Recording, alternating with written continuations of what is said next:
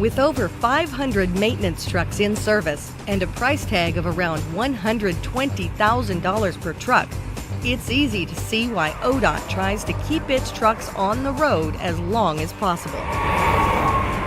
A truck should run for more than 225,000 miles, but in order for that truck to last that long, it must be properly maintained and operated. And that responsibility doesn't just rest with the mechanic. You need to have a basic understanding of the truck you're driving and its parts. Imagine breaking down. You call the shop, but you have no knowledge of the engine or its parts. Hey, something's wrong with this truck out here. I'm down on the side of the road. How helpful and patient do you think that mechanic is going to be? You can't tell me anything? You can't tell me, give me a clue what's wrong with it? I don't know. Can you just send someone out to look at it? All right, we'll send somebody after it. Mechanics work on major repairs and replacements, but as the driver, you are responsible for the walk-around inspection and servicing of the truck. How can you do that? First, follow the maintenance schedule. For example, an oil change. Don't wait weeks or even months after the due date to schedule an appointment. The operator's manual will also have time and mileage recommendations for scheduled maintenance, so don't hesitate to open it up and take a closer look. Here's a list of what to look for during a preventive maintenance check. Top to bottom, visually inspect for broken, worn, or missing parts and possible leaks. Around the engine compartment, check the oil level, oil filter, lines, and hoses. When the engine is cool and all the hydraulic pressure is released, check the engine coolant level, the radiator, and its hose and cap. Open the cap slowly to release any built-up pressure.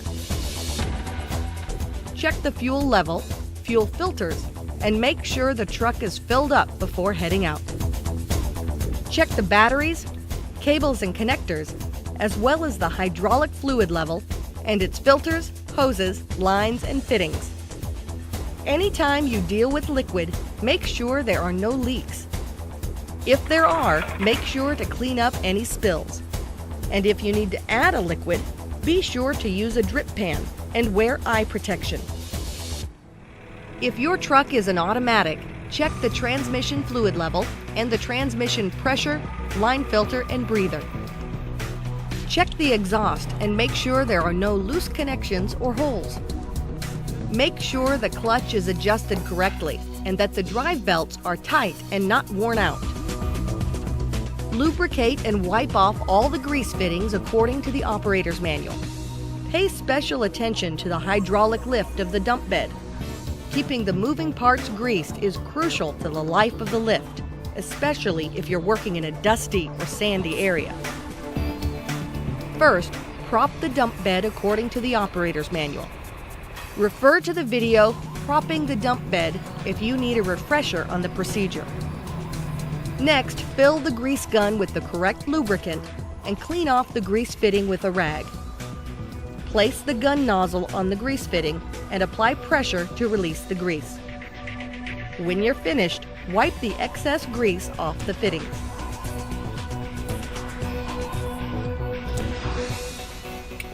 Check the tire pressure and the condition of the tires themselves. Check all the safety devices, such as warning lights and the fire extinguisher, and make sure it's not expired. Don't forget about the regular lights as well.